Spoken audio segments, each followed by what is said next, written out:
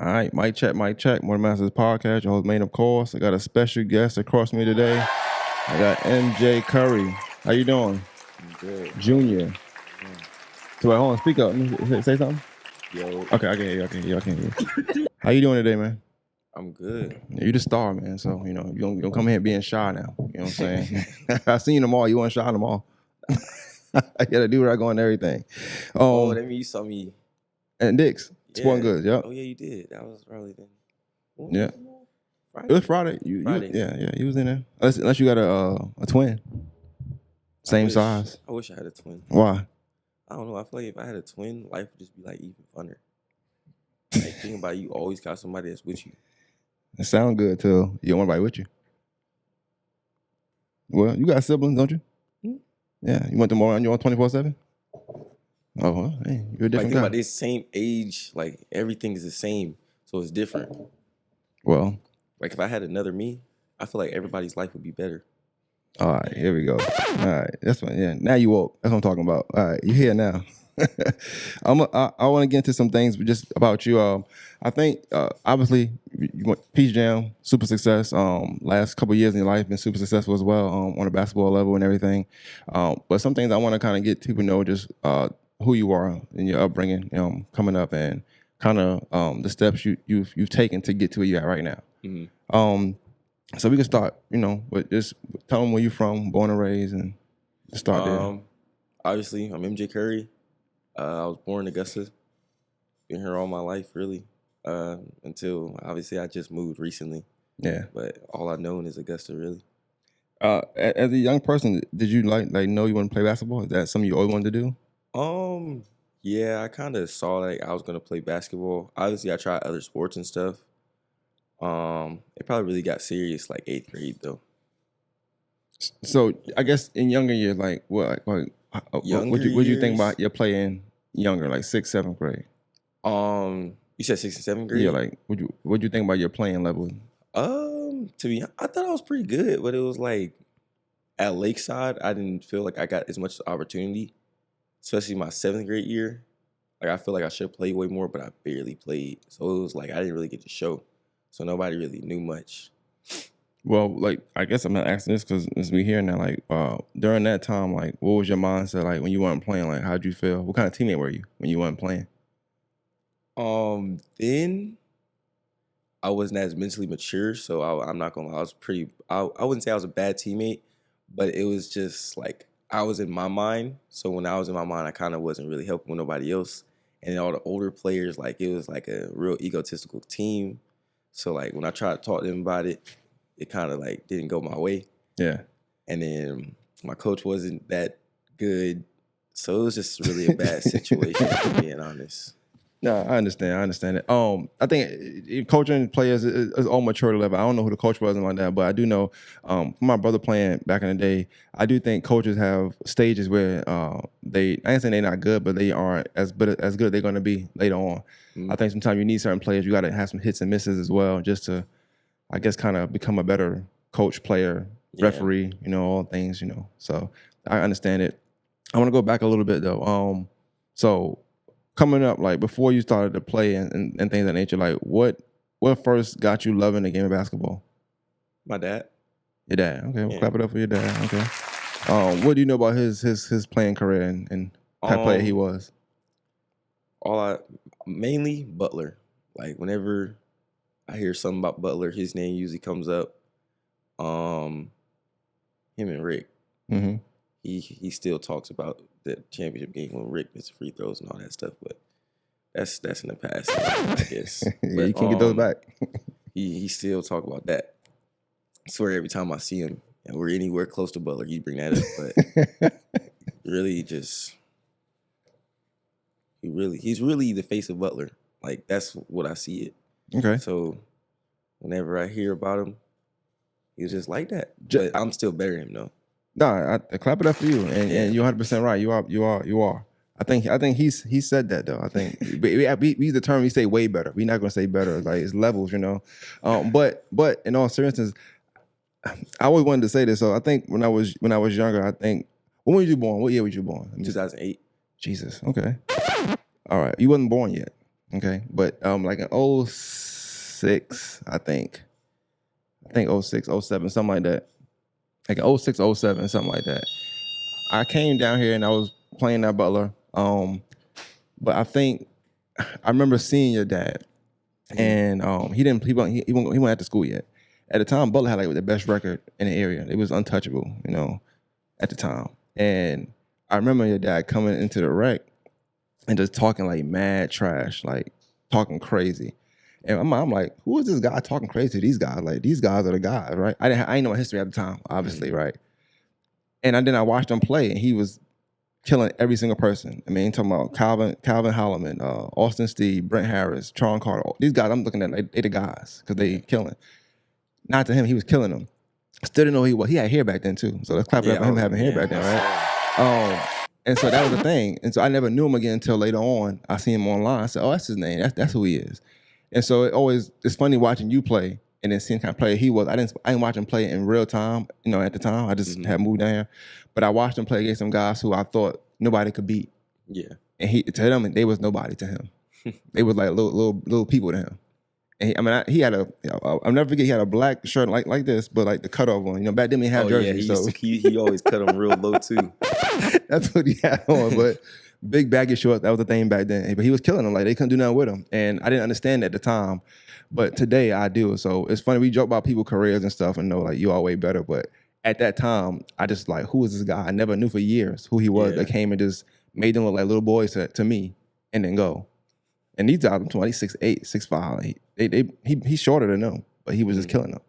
And so I clapped up to your dad. Y'all give your dad some credit. You know what I'm saying? You can't, a little bit. Right. Nothing too crazy. Just something small like that. So yeah, growing up, did you watch a lot of the games your dad played, like as far as the ones that's on video? We watched a couple. He had like on VHS tapes. So like, say like, we'll just be sitting in the house one day. He'll just be like, come to the room, and he'll put in the player, and he'll just be watching games. And then it'll be my girl Vanessa recording them. And we'll just watch them.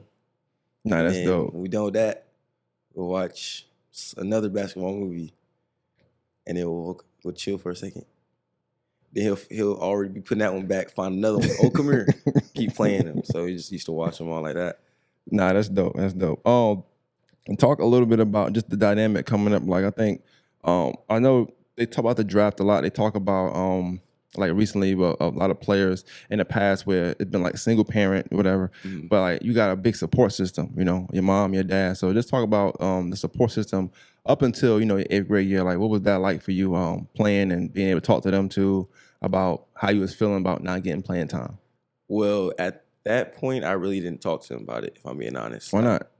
I don't know. I just I was completely comfortable with my parents. It's just I never really communicated how I felt in general, like to anybody. So it was kind of more of a mental game with me. I feel like that was one of my biggest problems as well. But like now I feel like I communicate more and don't keep in my feelings.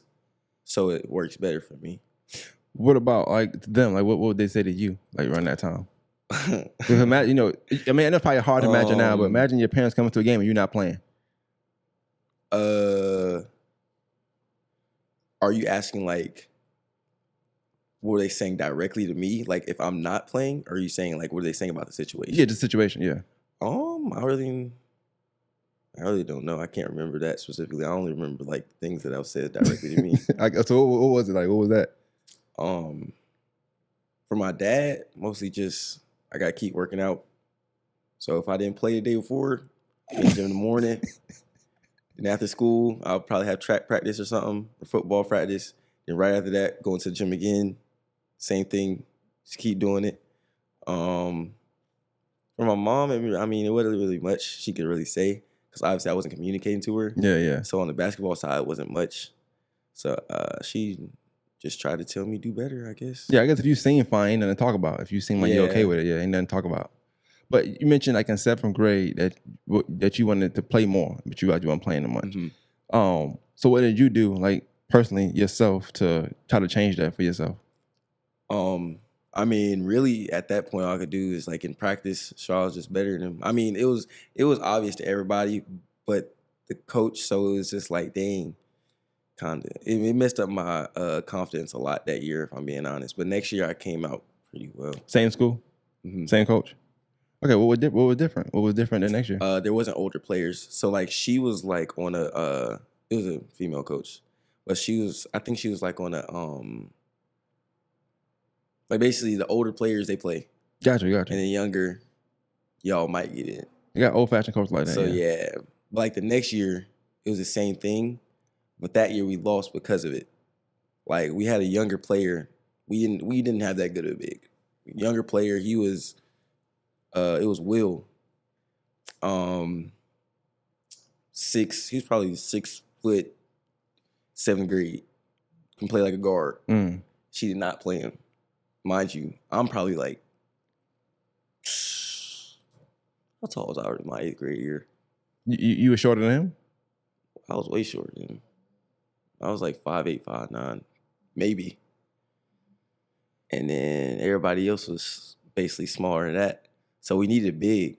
And then Columbia, they were good that year. They were always stacked in our middle school. So they got 2 bigs, 6'1", 6'2". Okay, then they got AP. That was when AP was in his prime though. Chandler. Who else was it? AP Chandler. Oh, Chance. AJ. And who else was it? It was somebody else. But they were always stacked. Them and Evans. So we needed our big, and she wouldn't play him. So we just getting killed on the big side. Man, I remember that. I cried so bad that night. I think that was like, when that happened, I think that was when I really like got into it for real. I'm glad you said that, because I got a theory about people that cry over basketball games. I think that's when I feel like you really believe in what you're trying to do. That's when the younger you are. Yeah, see, like then I was like real emotional. So like if I lost, cry. I think like I probably cried a lot.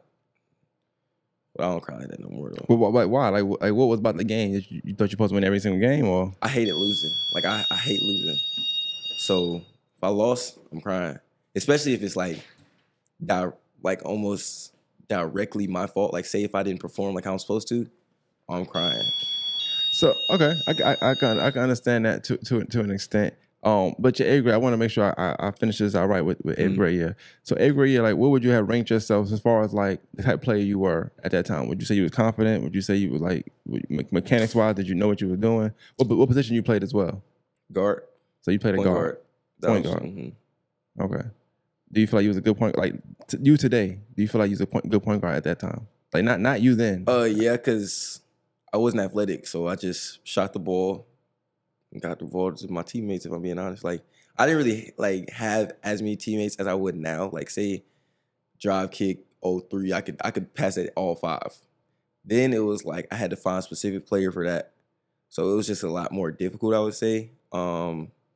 And then I also used to have to use a lot more footwork because I wasn't athletic at all. I'm talking about no backboard touching, no none of that. So I really had to be a lot more creative on what the stuff I did. All right. And so what I want to go past that. So 9th grade. So you finished that late side. No, I went to Augusta Christian after that year. So for 8th grade? So I reclassed after this because, like I said, I was smaller than everybody. Gotcha. So I just I reclassed and went to Augusta Christian after that year. What was your experience like there? Great. When I went there, I was told I might play varsity, but I played like 2 varsity games in the summer. I played pretty well, but like I said, I was still smaller. Like, I didn't hit my growth spurt until like probably close to the end, like halfway through basketball season. But that 8th grade year, I played JV. So JV, that was when I really started. Like, And it's at Augusta Christian. At Augusta Christian, I played JV 8th grade. What do you think you took? Like, what you take from playing at Augusta Christian? Like, really, that was when they are like really good. That was their state championship year, I think, or it was either that year or the year before. They had the same exact team. That was when they had DJ Sean, Lou, Braylon, all them. So like I just learned from them really, like especially from DJ and Braylon, just seeing how they play and use their strengths, as well as athleticism. DJ, he was just always been crafty, like everybody know that. Yeah. But really just also as well as like coachability. Like he used to crash, and they just used to straight face. Like me, I used to always have a problem with like talking back, like coaches and stuff. Not you. I couldn't see you talking back. You be talking about the coaches? It's either like talking back, or I used to have like bad facial Oh, bad body language. body language. Yeah, Okay, yeah, I can see. yeah. I can see that. That used to be like my biggest problem. So that was like one of the biggest things I learned from going there. What you think it was? Like, what do you think it was that caused your body language to be that way towards somebody telling you what to do? You feel like you were doing it right? I mean, usually, or it was just like I wasn't used to how. Like, the only person that usually used to yell at me is my dad. So if it's like, Well, let me ask you this: how was your body language with that? How was your body language then? really depended on the day, or depending on how mad he was. Like if he was real mad, I probably wouldn't do it. Like if it was just like I'll probably try to like push it off a little bit. So, when your body language is like that, like what is he saying to you? He's letting it go, or Was he saying to me? yeah? I mean, you gotta use no crazy words now. I'm just saying like what he's saying to you as far. I'm just saying what he's saying to you as far as like if your body language is off, like he's telling you to sit up or like stand up, Yeah. do it the right way. Yeah, stuff like that. He was trying to tell me to correct it, and then, like I said, I kind of didn't really listen that much. I wasn't that good at like, how can I say this? Yeah, like I'll hear it, and I keep doing it over. So it's like it didn't really change anything. Yeah, in one ear out the other. Got you. And all right, so at Augusta Christian, so you start learning how to be more coachable. Mm-hmm. And then you say you got better as a guard, as a player. That's when I started gaining a little bit of athleticism. Not a lot though, just a tiny bit. I do want to ask. I never played on any of y'all levels, so I'm just asking this based off what people say. What I seen, like, what was like the competition level at Augusta Christian? 'Cause I think that's one thing I know that people talk about a lot when it comes to Augusta Christian. So then I played SCISA. So I played South Carolina private school teams. They played a lot more technical, I would say, and then every team had like their two good players. So like every team was pretty solid. Like it wasn't just you beating every team by 40 every night. Like it was actually good teams. Mind you, I'm starting on JV. I'm still in 8th grade. Was I smallest person on court? Yeah. Because I was smallest person on court then. I was. The only other person was Malachi. That was the only other person. I was smaller than Preston and all them. So yeah, I was still one of the smaller players until like halfway through the year, and I hit my growth spurt. And then, yeah. So after Grovetown, what's next? Then, like, what's next school wise? After Grovetown? Yeah.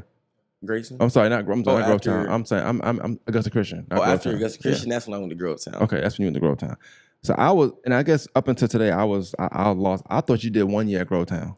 I did too. I know we're gonna talk about it. It's gonna make sense now, but I thought you did 1 year. Yeah. Never knew that. I thought you did. This is what I thought up until today. I thought you did Lakeside, 9th grade. Yeah, I thought you did Grovetown 10th, and then Grayson 11th.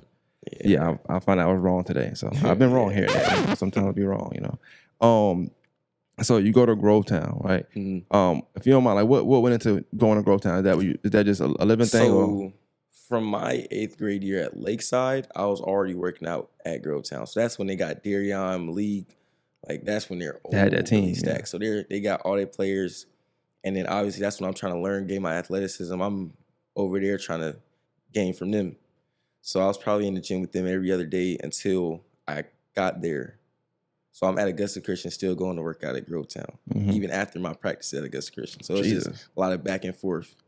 It was kind of like already in my plans, I would say.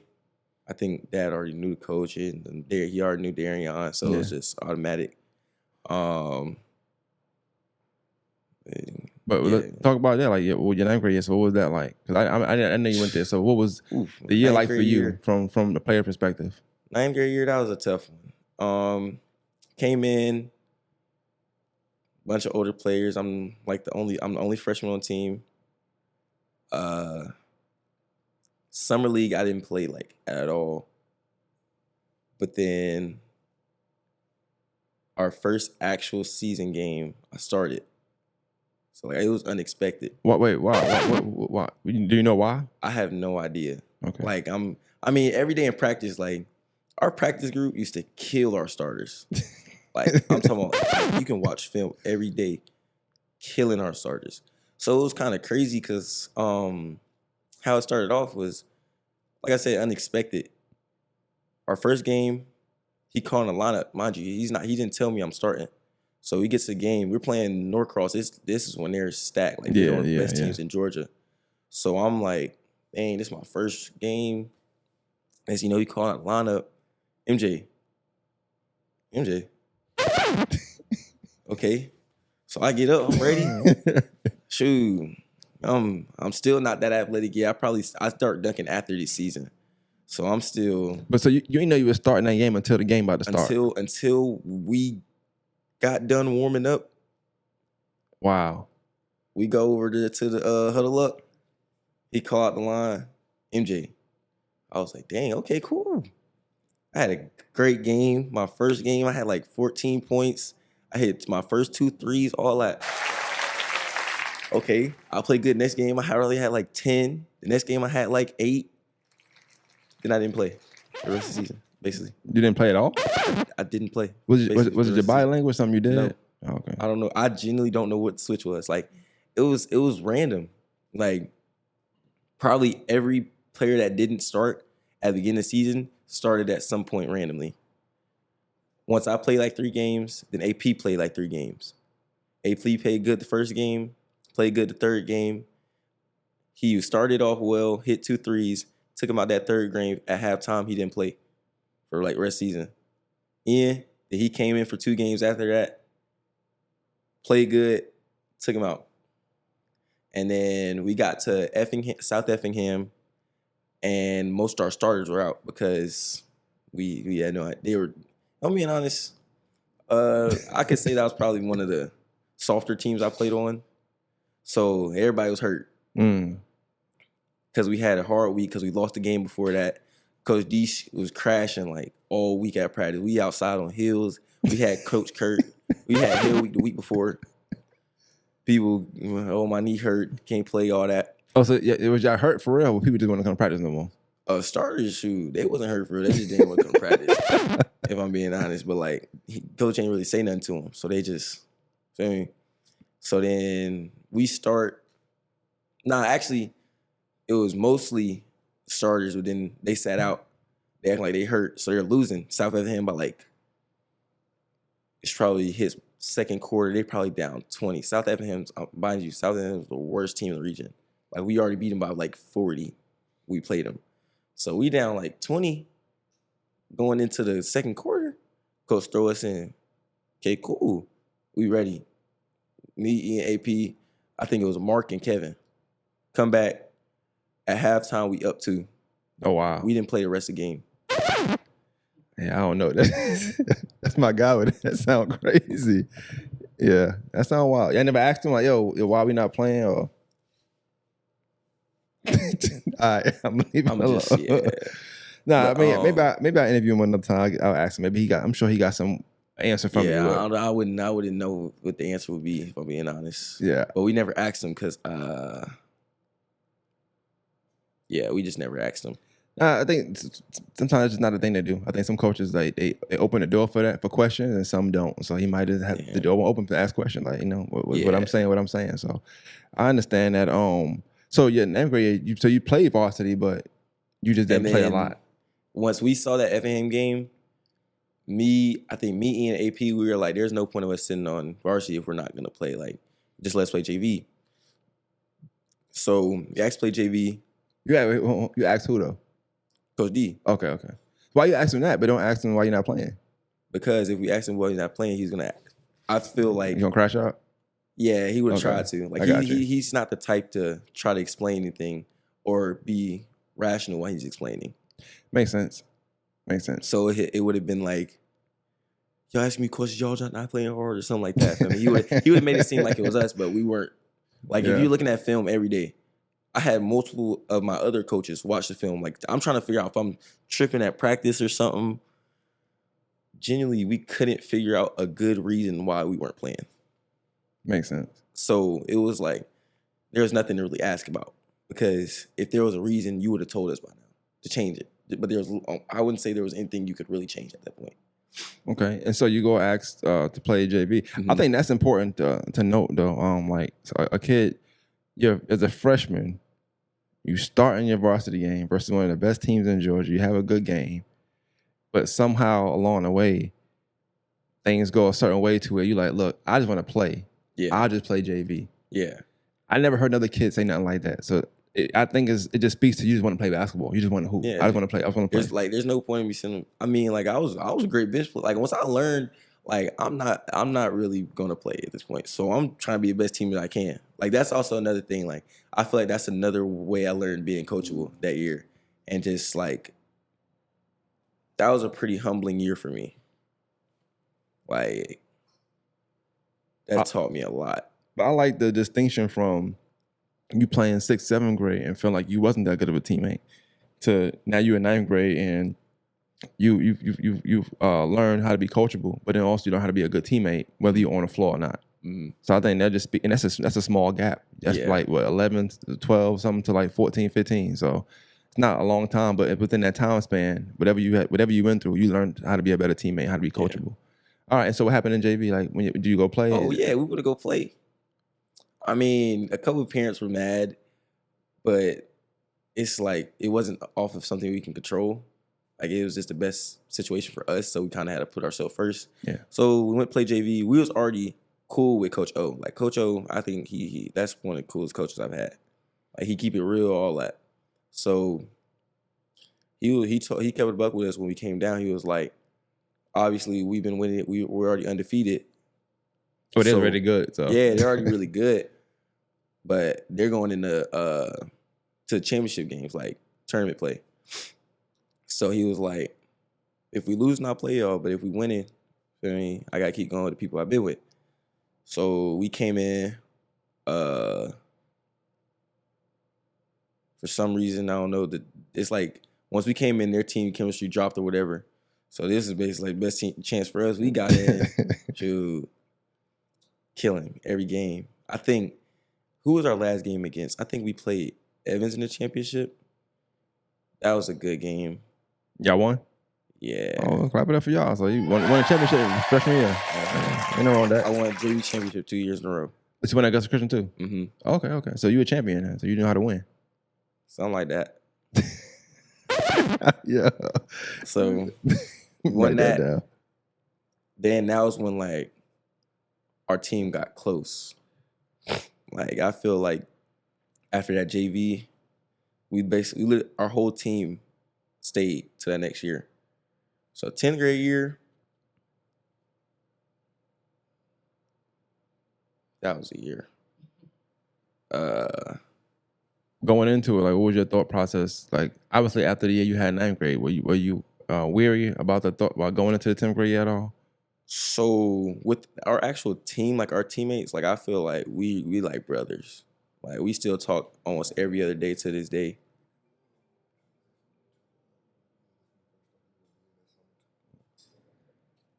Go ahead, I'm listening. So like we were like brothers. So like we close. All the JV, varsity, all that, like my freshman year, cool. I'm in the varsity locker room every day. And then we kept the same team. So on next year, we even closer. Well, before the next year, so are you playing AU at the time? Before that, yes. Okay, so going from 9th grade going into 10th grade, what you did AAU was? So my 9th grade year, that was when I started getting my bag a little bit. So right after the season, I'm in the gym every day, like weighted stairs. Coach Kurt killing me every day. I don't think a lot of people would be able to go to Grovetown. Like Coach Kurt, he different. Like I think you have to be extremely mentally, like physically. You can be physically as strong as you want, but like Coach Kurt kills you mentally. Like think about it. You wake up early in the morning, gotta go outside with Kurt. Then you got a full day of school. Mind you, we got a gym class. Coach D mad, you out there with Kurt again. Kurt he'll have you in a full circle of stuff. So like the way our weight room work, it's like a hallway. So everything you can run a circle around it all that. We got a big old stadium, OD stairs, track on the bottom, and then the middle school, Columbia Middle School, is right across. There's a dirt path that go behind the gate. Cool. So if you come in there, get your little stretch in, go straight, ready? Cool. We do full body. Like it's not no, okay, arms this day, legs this day. Every day is full body workouts. So we'll start off arms. When you bench, you got after you do your first set, you gotta do push-ups or something. Then you gotta put a weight vest on. And the dirt trail was like probably, how long was it? Half mile. So you gotta run down. It's like a hill. Mind you, it's rocky, dirty, all that. You in your shoes, it's hot outside. It don't matter if it's hot outside, cold outside, it could be 10 degrees outside, you still going out there. Run down, you gotta go touch the Columbia Middle School, come back up the hill, then you do your second set. Oh, nah, that's insane. Mind you, this is between every workout. Okay, cool. Then you're on legs. It's even worse when you go through legs because your legs are already tired. Then you still got to run with a weight vest on, all that. This is every day, by the way. You'll do this for 2 hours, then got to go practice for 2 hours. And then we practice with JV and varsity. Oh, all together. All together. So we in the gym all day. And then me, AP, and Ian, we're either, and TJ, after our varsity practice, we're still in the gym till probably like 11. Just doing what? Shooting, getting shots up, playing ones. Like, I think if I didn't have them that year, I don't think I would have been the person I am today. Like, I don't think there was a day I went without being at least one of them in that gym. So it's like, it was literally like brothers. Like, we basically lived together that whole 2 years. I don't think there was probably wasn't a day that I didn't see Ian or TJ, or we weren't all three together. And we could go. We'll probably be out all day, and we ain't go to the gym. Coach Kirk go open Grovetown. He would have to tell us. My dad would probably call us, tell us come home. Like it was. I don't think I would be here if I was. It was without them. If I'm being honest. Okay, and so but for AAU, at this time before you go into 10th grade year, this was when I started getting like my confidence. So this is when I started getting athleticism, all that. So this is when I started going to camps, for real. Went to a camp. Then the coach for Georgia Stars saw me there, so he asked me to come to the tryout. Let's come try out. This is my first time ever dunking on somebody. It was no videos or nothing too. My dad didn't believe it. He still don't. He over there like, nah. I remember. So obviously, this is like my first bigger camp. I got a big. It's a lot of. I'm nervous. Like this is my first. Feel me? Yeah. I could be like EYBL this year. So I'm in there. Everybody dunking. I can't dunk consistently, but I had an OD adrenaline, so it was. Yeah. Feel me? I was punching it. We get in games at the end, and it was this big old African, probably like 6'6", but he long. So this is my first time come through the lane. Once I did that, I was like, yeah, I got it. So Coach came talk me at the game. He still, I don't know why you don't believe me though. Who you don't know? You don't know him? Nah, I don't even know him. He ain't around no more? Merch I done. Imaginary athlete, your dad said? I'm for real. I remember. I don't know, but I remember. And then Coach Kane talked to me at the game. I was like, yeah, I'm in there. And so then, who was on that team that year? That was when our team was stacked that year. Wasn't it? It was me, Justin. Rudy came halfway. Charles, AJ, Peter. Yeah, it's a lot Like of we was yeah. stacked. It was just, huh? Brock. We was deep. It was just, I don't know what happened, man. We can play on defense. But Like we took like our whole team. Like we were a proud on offense, but defensively, we couldn't get no stops until like close to the end of the year. Cause and Wilkerson, Jaden Wilkins, Jaden Wilkins. But we didn't have no like point guard for real. So like first half of the year, it was Jaden Wilkins and Justin, and they're not point guards. And then obviously halfway through the year, Rudy came and then Jaden left. Everybody else stayed. Oh, Nazir, I forgot. Yeah. So then we start killing. Mind you, we already lost too many games at that point. So we're like right at the edge of making it Peace Jam. So we beating every team. When I'm saying we running through teams. Last game, we played team takeover to go to this the game we gotta win. We lost by 2 points. I remember. I'm having a great game. I'm talking about like I had like 17, stopping the best player. Then with like 2 minutes left, like I shot a shot, I hit it, but like it was a bad shot. And like the way my coach was, he used to get on you. Like even if you made a shot, it was still bad. Like he gonna still say something, so he snatched me out. We lost that game by 3 points. Mind you, when I hit that shot, we were up 3. I remember it. Took me out. My man scored right away. I was like, dang. And then we had a small player on the bench named AJ, but their guard was a little bigger. So he just getting through there. Takeover, where's Takeover from? Like Maryland. So, they huge that year. Yeah. Everything downhill, layup.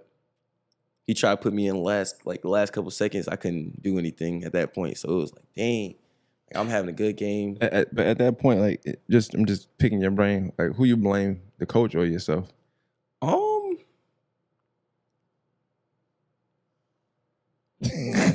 You like looking at me like that?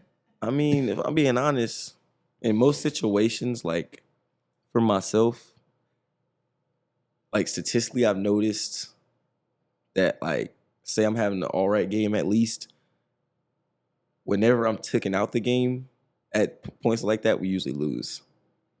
So, I mean, I feel like it's a coaching problem. But at the same time, I feel like there's probably something I could have changed so I wouldn't even get taken out.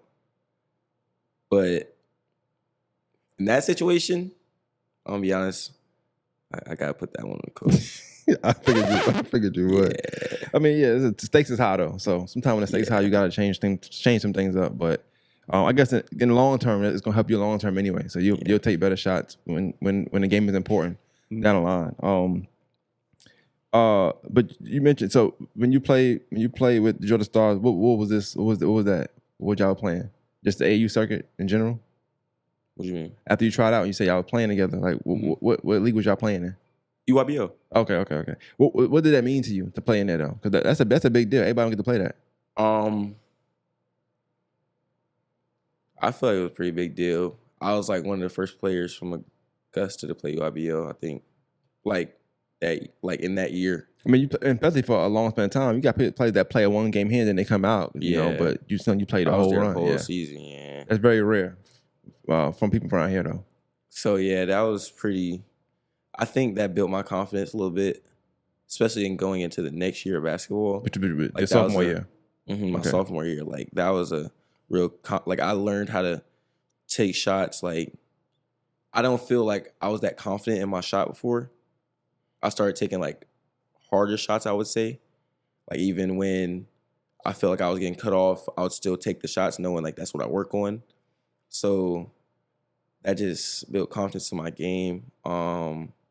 As well as being coachable again. Like, it's just building up, because as I've gotten older, I feel like coaches have gotten more strict, and like the things they say obviously aren't going to be what you want to hear. Yeah. But sometimes you just got to hear it. and not listen to like how they're saying it, but to what they're saying. Yeah, get the And lesson just, in it. yeah, and just taking the aggression out of it and just knowing that they trying to teach you something. So that was like one of my biggest learning things again that year. Yeah, I think that's just that comes maturity though. Yeah. So going into your 10th grade year, like this is when I had heard of you, of course, been seeing your dad post clips of you, of course, but I think a lot of people were talking about you more your 10th grade year at Grovetown. So let's talk about that a little bit. Like now, obviously, I know you play a lot of AAU and then EYBL, so a lot of that has a lot to do with the success you had at 10th grade. But what was your mindset going into that year, and then talk about that year a little bit? So my mindset going that year was like, now I just got killed. Like my name's starting to get out there a little bit. Now I just got to show people what I can do. I started getting the weight room a lot more, like solo at least. Like I'll go in there with team, and then I'll also do workouts by myself with Coach Kurt. This is when my athleticism started like really take off though. Like I hit my growth spurt. I was probably like, say 6'2". How tall are you now? Right now I'm 6'5", 6'6". Jesus. Yeah, but then that was like right when I hit my good growth spurt. Probably like 6'2", 6'3". Then I'm like, I hit a boom in athleticism. Like one day, I could barely dunk. Then I think what I really got my athleticism from was all these weighted stadiums I had to do. Like every day, weighted stadiums, track, run a mile with weights. Like it's just. But could you play most? You ain't just play basketball coming up. You played football and track. I played. So when I got to high school, strictly basketball. Yeah, but before then I played about every sport. That makes sense. Yeah, but in high school, strictly basketball, because I feel like the other sports used to take up like most of my time, middle school wise. So everything was directed on basketball in my high school, because that was when I started taking more serious. So once I wanted to do it, it was like, oh yeah, I'm straight here. I got you. All right, and so to 10th grade, you got the same coach.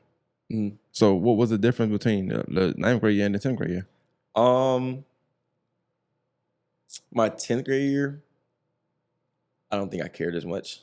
Like, specifically on what my coach was saying. Like, if I'm being honest, like, I learned that, like, at the end of the day, he's gonna say no matter what. I just gotta hoop, because if I shoot the shot and I miss it, he gonna say something. If I shoot the shot and I make it, he's still gonna say something. So at the end of the day, I still gotta get my shot up. Yeah, because I'm that player on the team. If I don't play how I'm supposed to play, we're gonna lose. So I had to be able to step up to my spot and just take that leadership role, even though I wasn't the oldest on the team. But right there, like where that mindset come from? Like, if I don't play how I'm supposed to play, we won't be successful. Like, where did that mindset come from?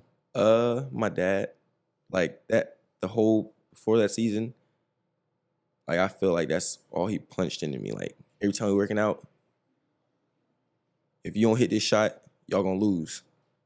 Like I think he said some crazy stuff. I ain't gonna lie. Like I think that was when he started to calm down game wise. But when we worked out, that's when he said everything. Yeah. Yeah, like he used to, man. You know, but I feel him. I feel like this. This is my. I'm not being biased. I probably am, but I am. But like, I feel like as players, I think sometimes y'all don't see what we see. And so, like, if I'm coming, this is me. If I'm coming to a game to watch you, right? I'm not coming to watch you pass the ball 1,000 times. Yeah, that's the first thing. That's what he used to say. He was like, "You passing the ball way too much. These people ain't come here to see you pass the ball. You got 40 people up here. They paying all to see you, and you passing the ball to these people that they're not coming to see." Yeah. Every night I did that, he said something. I'm glad he did. Yo, clap it up for him real quick, man, because it was needed. It needed to be said, man. Needed to be said. I think sometimes it's a team. It's a team game. Don't get me wrong, but the team game, it flows better when the person that's the star is playing at their full capacity. You know, like and then like say like I'll start a game off not aggressive. Usually if I wasn't aggressive, we'll lose the game. Like everybody brought their energy off of me, so it's like I have to bring 100% every night, or we're losing. Yeah, that's becoming being a star. Yeah. Yeah. Yeah. You want to be the man, you gotta take what come with it. That's what come with it. You know? Yeah. Like, everybody's gonna feed off you. True. Whether you like it or not, you know. Yeah. It's just, hey, man. You say you want to kill, right? That's what Yeah. that's what you had to do. You gotta go out there Said some and pretty mean stuff though, bro. Like, hey man, look. How many offers you got now? You, 20, man. 20 what? Yeah, he said say something that he said that wasn't true. I was trash as F. Like, dang, I wasn't that bad, man. Your dad I just dunked on him, gang. Your dad called everybody trash. Like, dang, bro. Even the legends. So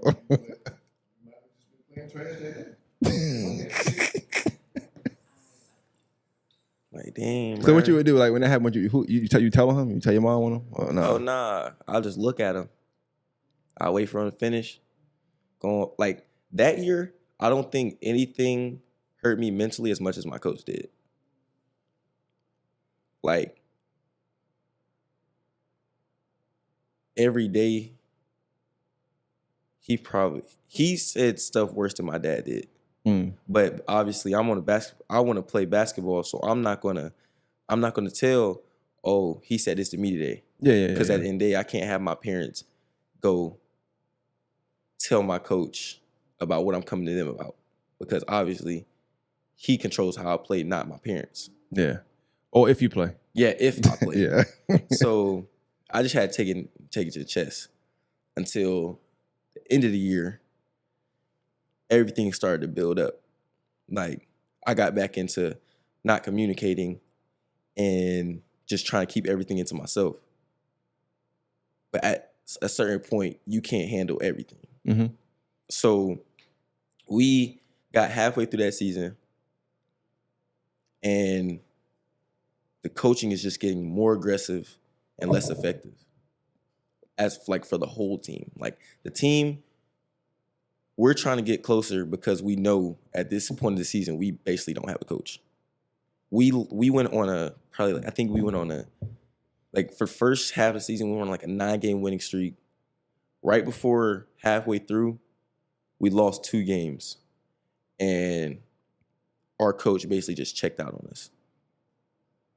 So for the rest of the year, it's literally basically just the team. Like practices started becoming like 30 minutes. Mind you, we used to get in the weight room hour and a half, 2 hours before practice, then practice for 2 hours. He literally asked one person on the team, mind you, I think it's probably the most unserious person on the team. Like, he knows what their answer is going to be when he asked him this. He said, do y'all want to get in the gym today? He said, obviously, that player said, no. We didn't touch the weight room with our coach for the rest of the year. Any other day we got in the weight room, it's because somebody in the starting 5 said, Coach Kurt, can we get in the weight room today? And Coach Kurt took us. So it's like team chemistry, all-time high, dropped completely. But I think everything you just said just now, I think it answers a lot of questions. At least from people that I speak to, it's not even about necessarily you per se, but it was like that year for me as I'm watching it unfold. I thought y'all win state that year. I was like, they're gonna win state because y'all was just running through everybody. You know, like I said, 9-game streak. I didn't know it was a 9-game streak, but I just remember y'all kept winning. Yeah. And then I remember like the last part of the season, I just didn't hear nothing no more. Like, I don't know. I didn't hear when y'all lost, who y'all lost to. I didn't hear nothing. It just like I didn't hear anything. Yeah. And so of course there was always questions like, what happened? I would ask my brother like, what happened with Grovetown? They ain't win because after a while you just forget. So you're like, oh, did Grovetown win this year? You're like, oh, nah, they ain't win. I'm like, oh, okay. But now it makes sense. I didn't follow anymore. But I guess if somebody's checking out or y'all feel like somebody checked out, that's probably why. So yeah, like that point, like it was literally just a team. Like we used to practice by ourselves, no coaches in the gym. Like, he'll literally like say we had a basketball class, he'll probably come in the gym, not even say nothing to us.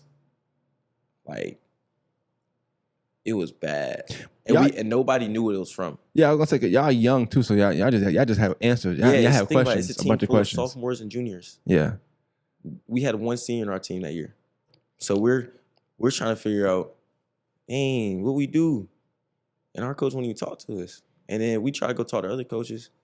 They saying, well, Coach O, he tried to keep it a buck with us. But every other coach, they just, oh, we don't know. Yeah. And then that year we had Coach Vitti. Coach Vitti was a younger coach. He went to Augusta State. Yeah, Augusta State. So he tried to put as much energy into us as we could. He used to be real hard on us though. Like he used to coach like a college coach would, but like he was cool as well. Mm-hmm. But he was younger, so he was able to like completely interact, I would say. Yeah. Like Understand relate y'all. to us. Yeah, relate to y'all. Yeah. And we used to get in the gyms. We used to have 4 days in the morning. So it'd be 4 and then 1 coach. It used to be our head coach. He stopped Wait, coming. what you mean 4 a day? 4 what? Like it'll be 4 players. We'll have a workout with a coach Gotcha, okay. in the morning before school every day. And it used to be our head coach, and then VD would be in there every day. But then our head coach obviously stopped coming. So VD, he was like, you know what? We good. He coming here every morning with us. So this our first year meeting him. So we don't know him out of a can of paint. Mm-hmm. White dude, he a cool coach. He with us every morning, so we get closer to him. He putting in all the plays at practice.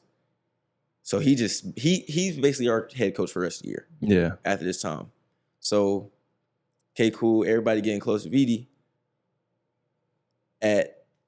After we lost our last game, before that, the day before our last game, our practice was 20 minutes.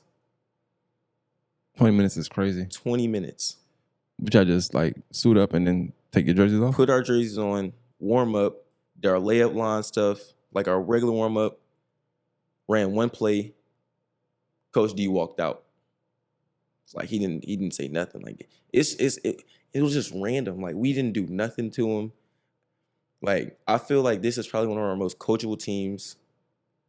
Like I genuinely don't know what the switch was. Like if I could ask, I still don't think anything he would say would make sense. That's a lot to say from a young high school kid too, you know, because you got questions. So it's like we're trying to do team bonding every day. Like on Wednesdays or Fridays, we'll go out to eat. We'll go out to try to hang out as a big old group. We just trying to make sure our team stay together because obviously if our team split up, we're not gonna have one. So at the end of the year, we start making a good run again. And then we get into state. We think we won our first 2 games. And then we got to McEachern. And before that game, we heard like Coach D gonna leave. But from what we knew, he told us he was staying there until we left. So we're like, dang, how everybody hearing this, but he not saying it directly to us. So we get McEachern, and obviously they're a huge team. Like they got a good guard. They're a completely older team, basically. Two 7-footers. Mind you, we don't even have somebody over 6'5", other than TJ. Nah, TJ wasn't even 6'5". Oh, TJ did quit. Oh, damn. So Ian was playing big, and Ian was 6 foot. 6 Yeah, foot. we had 6 players on our Everything just crumbled, it seemed like. everything crumbled. Like, so we're at McEachern. Then they played a 1-2-2. They basically just tried to take me out of the game and let everything fall. Like layup, I couldn't get to layup because every time I drove, they had trap. Mm-hmm. So I had to pass the ball. And when we tried to get coach to ask him to switch up, he just looked at us, didn't say nothing to us. At halftime, we're down by like 15. He didn't even walk in the locker room. So we like, dang, coach, that's how you feeling? Like, we just stayed 2 years, worked harder than every other person here, and like, this how you treat us again? Like, come on now. And then VD in there, he crashing. I don't even know where, like, how we like that so much. Like, this your first time meeting us, and you the most passionate coach that we have. Mm. So he's the only one in there screaming at us, trying to show us different plays, all that. So at this point, we're like, if Coach D leave, we know we're gonna have VD, at least. So after the game, we lost by like 20. He literally sits down on the bench while we're losing. He doesn't say anything to the team. He doesn't call no timeouts. He's sitting on the bench. It's like he just straight-faced. He has no emotion about the game. It's literally just us on the court going up and down. So after the game, obviously we lost. Yeah. We go to the locker room. He walks in. Everybody's sitting down. He just says, "Good season, I'm out," and walks out the locker room. No speech, no nothing. And we like, wait, he dead serious right now? So everybody just looking around like, we like, is he like, are you serious? How that? I mean, I'm saying y'all, but I'm talking to you. Like, how that made you feel like to have a coach, respond that way? I really didn't know, because like before that, the year before, he was talking extreme confidence in everybody, hugging everybody. Like when we lost to Alexander the year before, he hugging everybody, walking around, everybody crying. He walking up, wiping people tears off their face. And then we get in the locker room, he act like he don't know us. So it's like, dang, that's how you feel, bro? Mm. Like, we just went in and out all year about this. And you just walk in, act like you don't even know us. Like we some strangers on the street or something. So we did what we've been doing all year. We got together. After that game, I don't think I saw him until I don't think I've seen him since that day. Mm.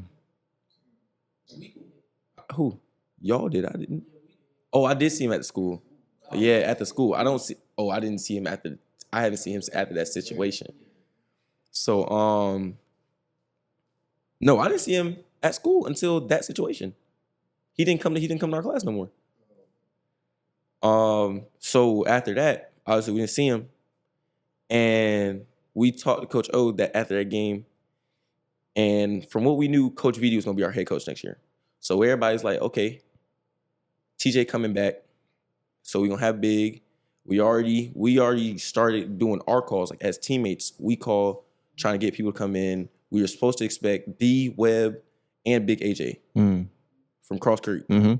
So we like, okay, we're good next year. Like, we're good. Then we get to class like 2 weeks later. We're still in that second period class. We're still trying to get shots up, all that. And Coach D walk in, and he was like, y'all can't be in here. Y'all got to go out to the weight room for the rest of the year. Huh? Mm. Mind you, he didn't show up. He didn't show up for like 2 weeks straight. We just in there. He just randomly come in, and it's not like he like politely asked us or nothing. Like he dead serious, like aggressively told us like, get out. So we like, okay, cool. We ain't gonna worry about that because we know how you get. So we walked out. Then they're trying to make us do like workouts with like the walking group. We like, bro, we don't. We've been hooping here all year. Like, come on now. Then they start trying to make us do hills. And we went to the principal. We like, bro, like, come on now. You can't have them treating like this. Like, we supposed to be all players. Everybody already saying they come back next year, all that. Mind you,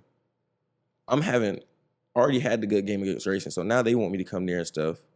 Like, I'm here, like, obviously, playing these bigger schools, that's going to open doors. Mm-hmm. And that's the year we played bigger schools. I had a great game against them, so now I'm like, okay, that's an open door. If I wanted to, I can go there.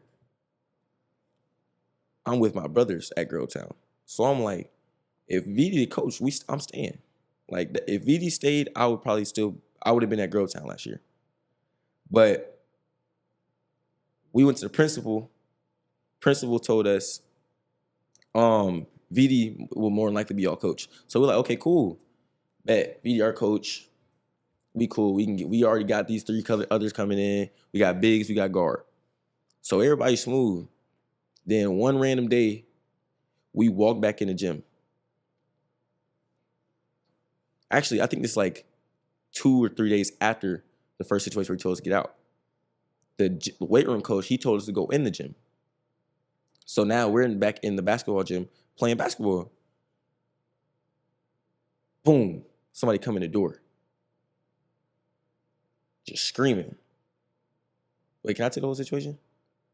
Oh. So somebody busting the door, just screaming. We turn around. Like when I say screaming, I mean like this is during school time. Like there's other kids in here. And all we hearing a bunch of just cuss words coming from the other side of the gym. Coach D walk in. Like I'm talking about cussing. That's like we some Wyans stealing from a store or something. Yeah. We playing basketball. He screaming at us like he yelling, cussing, all this during school time. Like if it was after school, okay, cool. So we're like, the coach told us to come in here. He's walking towards us as a group. Like it's probably me, Ian, AP, Amari Jackson. We all standing right here playing basketball. He comes in up to us, like talking crazy. Like I'm talking about like aggressively crazy. Like you would not want, like as a parent, you would not want another grown man talking to your son like that. Mm. So we're like, what you talking about? Like the other coach told us to come in here. So he just started getting like real aggressive. So we like, all right, cool. So I just, like, it was to a point where I just called my dad. Yeah, Like, so it had to be mad then because you had never exactly. called your dad before. I don't think I've ever called my dad about a coach, probably. Like I think 10th grade year, I talked to my mom because I went to my mama's house after practice, like crying. Like I haven't cried all that year. I went to my mama's house, cried. Because I didn't feel like my dad seen me crying at that moment. Like I didn't want that. Yeah. Feel me? So I just went to my mama's house, cried, went to sleep there. And then, because I was on one of the days, like he was just on it. And I just mentally couldn't hold no more. But then after that, I was like it wasn't like just verbally aggressive. Like he got like he was trying to get physically aggressive with us. So we like, oh nah, I can't do that. Like he a grown man. So I just called my dad. Cool. My dad was about to come up to school, but I don't know the whole back situation of what happened. But my mom ended up there. And next day, I was out to school. Jesus. Yeah. Now I'm already knowing. Yeah. You know, the irony is that one of my questions wasn't going to be like why you transferred. I always just thought it was a basketball move. Yeah. I never, and I speak to both your parents, so I never really asked them like why. I just always assumed when you played well at Grady, it was like we want you. And you was like, all right, yeah, why not? You know, because I think even I don't know if it was announced as soon as you left that you left, but Yeah. I remember, you know, him saying we don't know we're gonna go yet. The funny thing is when he told me that, I'm thinking like, oh, you must be trying to see where Coach D going, and you're gonna follow him. I'm not knowing that it's the total opposite. Yeah, so. like, and then at our banquet that year, he didn't show up. He did not show up to our banquet. I mean, did y'all want him to? I mean, he's our head coach. Well, he was, yeah. So he was pretty much obligated to, for being honest. Like that's where he's supposed to be there. Like, how are you the head coach not at your team's banquet? Yeah. At the end of the day, it is. I would have been fine if he would show up at our banquet. Like you don't even respect us, the team as a whole, enough to even like, dang, bro, this gonna be your last time seeing us, and you're not even gonna show up at our banquet game. Don't Like he didn't even say nothing to nobody. The only court I do have, this not mean I'm not taking this. I don't know what he had going. Did he have something going on like that y'all ain't know about? Nobody knew. Oh, yeah, nobody knew. But Okay. like people saw like how aggressive he was. Like, But he had something going on though, maybe. Oh, nobody still don't know. Nobody knows. Jesus. Like, and then like I remember at the Greenbrier game we played, we lost that game. But like I was trying to do as much as I could. And I remember I did something. He got into a timeout. and he just started going off of me. Like, mind you, packed game, quiet gym. He only going off on me. I still have no idea what he like. Like, I don't know what it was. Like, it was like a switch. Talking in the group, then he just look at me and start going off. I had probably like 10, 20 people text me at the game asking if I was okay after that. Like, there's no reason that you should be that aggressive on a basketball court to the point that I have random people texting me if I'm okay. I just feel like it's like levels to it. So it was just, I don't know. I don't know what's up with it, Yeah. genuinely. Nah, I feel you. I think even I just want to say this though. I think it's important to say. I think even just letting you rock, just like the last couple of minutes telling the story, you could tell it's something that bothered you. It's something that stick with you because I didn't have to ask you no question. You just kind of was just saying it. You know what I'm saying? So, but I also could see it in your eyes that it bothers you still to talk about it. You know, so hopefully, at some point you get some answers. But yeah, I don't know. I interviewed him one time. He seemed cool to me. I don't know. Like he had an answer for everything. In my opinion, I love his answers, but I don't know what he was going through. You know, I don't know if at all, and I don't know if he felt like I did something to him. I don't know. It's kind of just unanswered. It's kind of crazy to think about. You know. But shoot, we was cool until like we gave a note. Like our whole team wrote notes to the principal. We like, hey, make sure you Coach VD our coach next year. Everybody stand. Like if we would have had that same team last year, I feel like we could have won state. Like especially with the people you're bringing in, like we could have won state last year. Coach, great. Like after that season, Coach VD already had us in film sessions for the next year. Yeah. Not even knowing if he was the coach or not.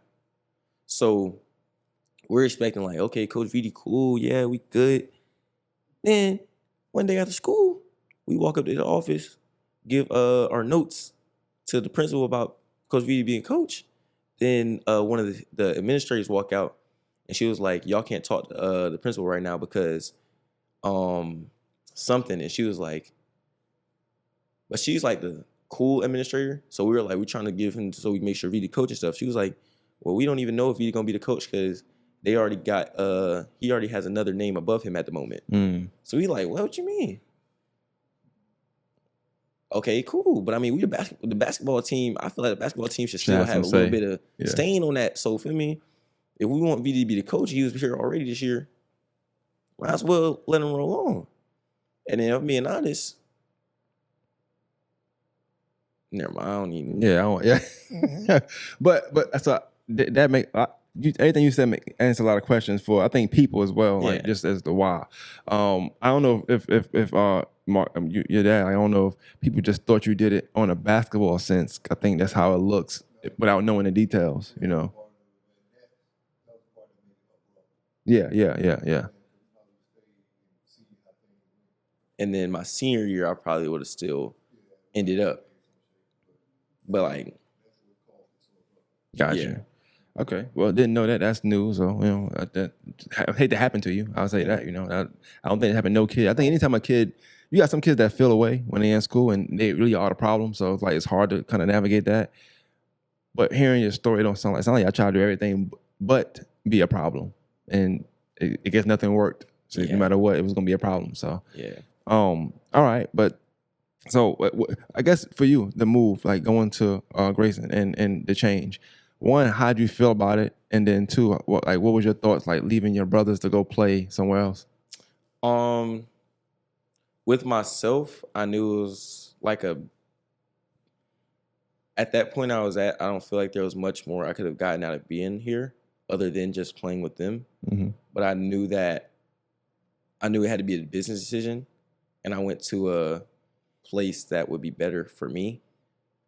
And I knew that I had the connection with obviously my teammates, people I'd be with every day. Yeah. They got that.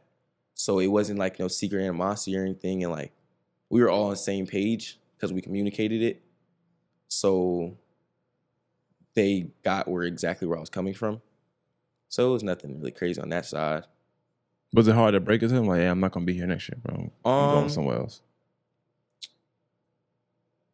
Nah, not really, because they kind of saw it. Yeah. After the situation, like they completely, like they're like, once they knew, like we already had on our mind as a team, like if VD's not the coach, we're probably not going to end up here because it probably won't work out the way we wanted it to. Mm. So we already had that in our mind that we're probably going to try to find different places at this point. So we were all cool. And once I left, it was like, dang. But when I got to Grayson, it was like everybody was cool with it. Like everybody at Grayson kind of just took me in quick. But that year, I was expecting Caleb to still be there. So I wasn't expecting to take as big of a role as I did. Yeah. But then he left. So I was like, dang, another year, like, I still gotta. Always something in it. Yeah. But like, I guess for kids watching too, like, how was it to go to a team? I guess I would say, I don't know if they were quote unquote better than a Grovetown team, but they play a tough schedule, you know. And ranked, more times ranked, playing higher competition. How was it to go to a team like that and still trying to bring the I'm the man kind of mentality to a team and maybe already have people that have that mentality of like, it's a bunch of yous. Really just had to see who wanted it more. I don't feel like I just wanted it the most, I would say. Especially like learning everybody. And then as well as Blaze leaving. So it was literally a new team again. Like completely new team. Because obviously, like I said, Caleb left, Blaze left. Then did Malik play Summer League with us? I don't know. So one of our guards didn't play Summer League. Then who was on that Summer League team? It was me, Blaze, Tyler, Austin, and Eli. Jacory didn't play that much then. Yeah, he was 8th grade going 9th grade. He didn't play that much. So it was Bruno, Jaron, all them. So we were young again. We had one senior. Yeah, it looked like a pretty bad move At first. And then Malik and Byron came. Then we got a little bigger, but then Blaze left. So we're like, dang. So 2 of the players I was expecting to play with left. So I was like, and then Coach, he came to me like Coach Pierce. I miss Coach Pierce. Like he gonna keep it bug with you. He listens. Like I can actually go to him with something. I mean, but okay, I got you. If it don't work, then I'm gonna get on you. But I'm gonna listen and we gonna try it out. Feel me? And then he told me, he came to me, he was like, I know you weren't expecting to be in this position, like to have this bigger role. You had Caleb, at least Blaze here. And now you're kind of in a bad situation. I wouldn't say a bad situation, but a difficult one. So he just asked me, like, talk to him about it. And, like, I was like, I mean, I already played with it the first year. So it wasn't as big as it could have been, but obviously it was bigger schedule. Yeah. So it's like, dang, I got to take a bigger step up. Like, my another great year, like, I was trying to get this year to, feel me? But did the schedule make you nervous? Like, the schedule y'all had, did it make you nervous at all? I ain't scared no smoke. It's just... What I'm going back to the school, but was Grovetown a game you really wanted to like play and have a good showing in, or was it just another game on schedule to you? If I'm being honest, kind of just another game on schedule. I got hurt before that game actually. Before I played Grovetown, like I was hurt. Couldn't really tell. Yeah, I know. I was off like OD, Advil. I had Tiger Balm. Like I pulled my groin. So I had OD Tiger Balm here. Yeah, I wasn't gonna play. But I was like, I can't do that. So went out there for the game. I had OD Tiger Balm. And then we lost the game before that. So, and we had to wear our team shoes. So like our coach, he don't care about team shoes. But if we lose, it's punishment. Yeah, like we gotta wear he gets trash team shoes on purpose. Like we're playing in LeBron's. Hey, chill, I can't man. remember. Chill. Mind you, the team bronze. Like, mind you, we haven't worn these Not all the year. cool one. We haven't worn these all year. We're 11. We're 11 and 0. Haven't lost a game. Dang, lost that game after 11. That was when we lost to Decatur. That game. Yeah, that was that the game I got hurt? Yeah, Think they did it on purpose? yeah, he did on purpose. Yeah. Yeah. Yeah, I seen the video. Yeah, that was kind of wild. Yeah, I got hurt. I got hurt like 3 times that game. Is that hard for you too? Like being a target? Like, I mean, you got some people that play good basketball and some teams play dirty basketball. I mean, the year before that was as well, so I kind of learned it. So as well, I learned how to fall and like stuff like that. But in that situation, like there was literally nothing I could do. Like I just literally tried to just go dunk the ball and he literally tackled me out of the air. But did that make you like, cause you dunk on people quite often now? Did that make you like not want to do that, or you like, nah, I'm still gonna do it? Just hopefully they playing basketball, not Well, doing another sport. I don't really think about it. Like whenever I dunk on people, I'm not really. It's not like I go up trying to dunk on somebody, and I think that's the difference. Like when I'm thinking, you can see it. Like usually when I'm thinking, I don't dunk the ball. So it's like I went up. And he kind of came out of nowhere because I was expecting, like the way the game was being played, I was expecting, okay, he's just gonna slow down. He ran dead under me, and I'm having a great game. Like first half, I think I was almost at 20 first half. I hit like my first 2 threes, all that, and then Don, that was his old school, and like that was my homeboy. So I'm like, okay, we get it up, right it up. Then I get hurt. Everything just dropped. Everything just went downhill. I couldn't, like I was trying to like run for this game. I couldn't move. Like everything was just hurt. The energy was down like on our side. I was like, dang, bro. Like they had to find a way to. And then after he hurt me, I think like that was their plan. Like they tried to do that. Cause Gotta be, yeah. Yeah, like their coaches were clapping. It's like they set it up. And I was like, dang. Yeah, I don't like that in high school, boy. I mean, I definitely get playing rough. Like I understand that, Yeah. but I always feel like playing to hurt somebody is just a different level of disgust to me. That's the Yeah. kids, you know. Like the bench, they stood up clapping. Like I'm on the ground screaming. And, No sportsmanship. And then the coach is like, yeah. I'm like, what? Like I didn't even notice that until after I saw the film. It's all really, yeah. I'm like, dang, for real? Did y'all play them again that year? Mm-mm. It was Like a tournament? Christmas. Gotcha. Yeah. It was, one of them. Oh yeah, it was the New Year's one at Grayson. And that was our first.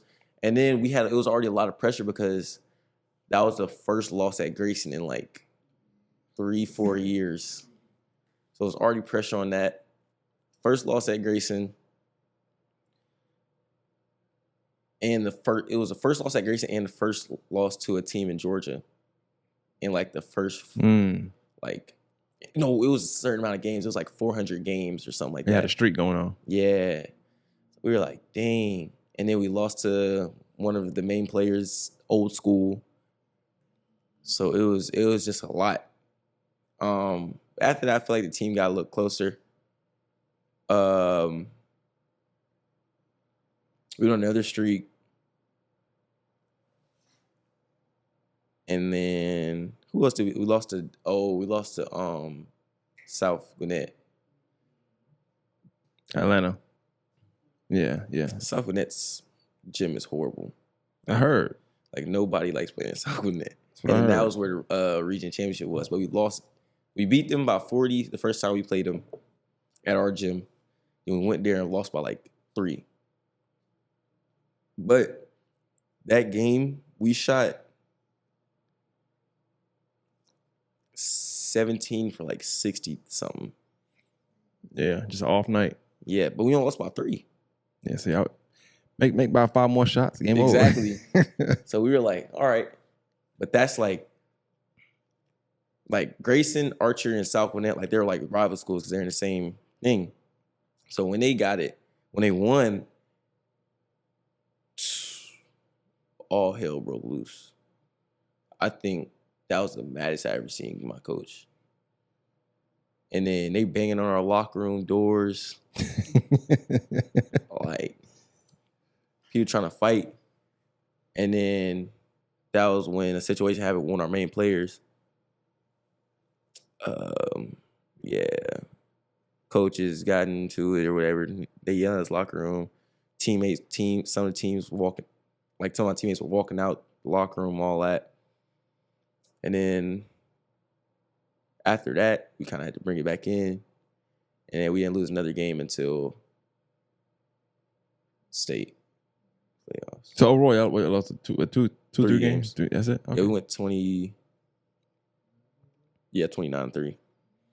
Okay. What? Yeah, oh yeah. But nah, we lost to them by 3.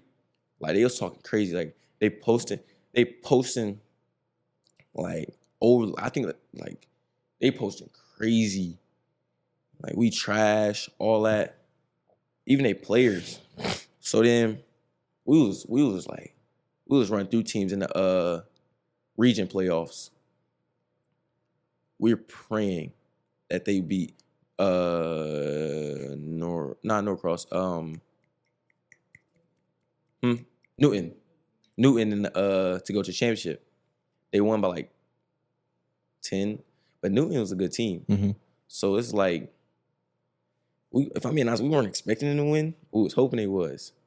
They won. So now we play South Gwinnett for the championship. One of the people posted on a story, like on some trolling. Like his name True. He posted on a story. He was like, Grayson, we hope y'all have a good game. Blah blah blah blah. And he was like, psych. Y'all gonna lose. Blah blah blah. Talking crazy. Posting on a story. We like, okay, bet. We came that game overly locked. Like we won, how much? We won by 60 something Jesus Christ. in the region championship. That wasn't no championship game. No, it was 70. We almost got to 80. Jesus. It was like 90 something to 30. But yeah. A high school team scoring 30 points is just concerning to me. Which y'all was pressing the whole game or something? That just was that much better. Like they genuinely like. And at that point, our point guard locked in too, because Malik he just nonchalant. So like he just hoop. Yeah. But like I guess he felt disrespected in some type of way. So that game, he was overly like. And then Austin went crazy. That was our freshman. He like, cause they had another player on our team that was a freshman, and coach made him match up with him. Austin he definitely won the matchup. Austin had like 30 that game off the back. I'm talking about he had like 25 in the first half. How would you define like your junior year, high school wise, basketball wise? I don't know. Let me think. How did I define my junior year?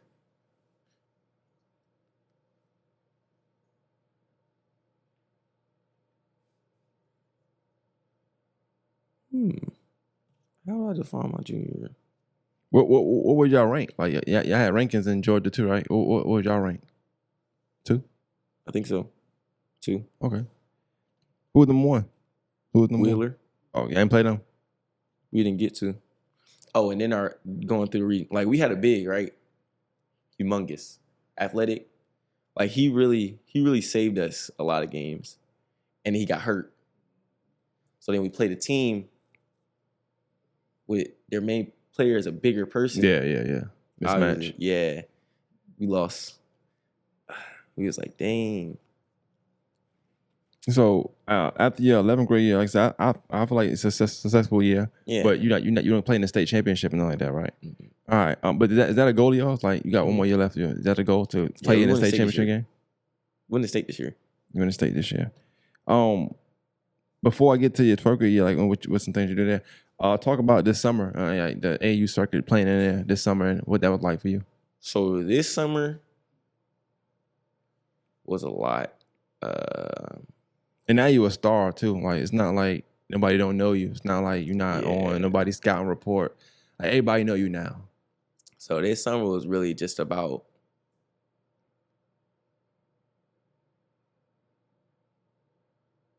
getting to exactly. Well, actually, I wouldn't say it was getting to exactly where I wanted because at the beginning, I was thinking like, okay, I want to go Peach Jam. Then the best situation at the moment wasn't a UIBO team. So I was like, dang, I might not play UIBO. Like, I mean, I might not play Peach Jam. I never made it to Peach Jam. Maybe it's just not for me. Yeah. I don't know. So as I'm making my decision, I'm just like, do I really want to play in this? Like, do I really want that to be why I do it? And if I don't make it there, I'm going to be okay with that. No, actually, yeah, if I don't make it to Peach Jam, would I be okay with that? And still knowing the fact that I got to play UIBL, I had to basically just put that in my mind. Then I was like, is that the best situation for me? Mm-hmm. At the moment, no. So that's when I went to go 3SSB because, Adidas. Mm-hmm. And I went over there, killed like every game. Well, actually, once again, I got hurt. First game. Was that second session or first? California. That was first? That was the first. You got hurt like a bad play again, or? Yeah. It wasn't that bad. It wasn't an extremely bad play, but it was just like, it's like I had a thing. I don't have a thing, hopefully. Like I gotten hurt like during the summer, the last 3 summers. And it's always my first game. Yeah, you be too excited. Or first session. So it's like, because the 8th year for 8th grade, I broke my ankle. Right? Wasn't that at Augusta Christian? I broke my foot. Damn. And then the summer after that, I broke my thumb. And then I was like, okay, I should be good now. I already got that out the way. I'm having a great game. We actually playing the team that won this year. Killing. Winning. I did a half spin. And so I bumped half spin and he kneed me at like the top of my hip. Like close to like, but not on my bone. It's like on the soft part. And like it's like, like when you get a funny bone hit and feel it. And you just, that's how it was on my whole left side of my body. So my back just swelled up like fast. Like I couldn't even walk. I literally had to get carried to the trainer and they had to help me stretch. Mind you, we're up by like 8, 9. Like I'm scoring almost every time down. So I get back to the game. Are we down? Oh, we were like up 2. I'm trying to like walk. Like it genuinely hurts to walk. But I know that if I don't play the game like when I was watching, if I didn't get in, we might have lost. So I think I just put a whole bunch of Tiger Balm, let the trainer try to rub the swelling out as much as I could. And I literally limped back to the court and told coach put me in. Got in. I think I don't know how much I scored. I scored like 3 more times. Oh yeah, he tried to throw me an alley. I couldn't even get off the floor. Like I just had to catch it and just lay it in. Then I got another layup somehow. I pump fake. Literally, you can see me limping. I bumped on the same side, laid it up and fell. and limped back to the other side on defense. Mind you, I had to guard the best player every game. So I'm scoring and then having to guard 94 feet down the court, basically on one leg. So I got to stop. After that game, I couldn't play the next 2 games. We lost both those games. And then I had to play that Sunday because we played a big team. I took, I think, everything. I put Tiger Balm on it. Then I had a Tiger Balm patch on it while I played. And I think I had wrap on it. And then, yeah, I took some type of pain pill. I don't even know what it was. Tried everything in the book. Tried everything. And my leg was still hurting. But I knew that was a big game, so running off adrenaline, I couldn't really feel it until after the fact. But I played good that game. But my stats didn't match up to what I did for some reason. But for the summer, like that's start the summer out. How do you end up? I know you make a decision, but how do you end up even at the Peach Jam then? So going to that team, I was kind of promised 2 things: NBPA camp and Pangos camp. Pangos came from the director. NBPA camp came from the coach, which is Josh Smith or whatever. And I was playing good and stuff. Basically, if I'm being honest, I felt like I carried the team. Not carried the team, but I felt like I was like one of the main player on the team. Mm-hmm. Like we had Nasir. Like everybody had their moments, but I feel like I was one of the most like consistent. Consistent, yeah. So it was kind of like if I didn't play, I think every game I didn't play, we lost. So it's like I felt like I had to step up a lot more, and defensively and offensively, and I felt like I kind of deserved it at that point. Like if I didn't earn it, I would have been like, okay, cool. Like if I didn't show up. But to go to that NBPA camp, it's like weeks. It's probably like the week ahead. Like we had a tournament, and our 2 bigs. Well, we only had 1 big actually, and then we had 2 bigs come in. I guess coach already knew one of the bigs. I never knew him, but he knew one of them from Florida, and then we had another big come in because we were pretty small. Our main big, he left because he said he didn't want to play no more because coach put too much on him or something like that. I don't remember.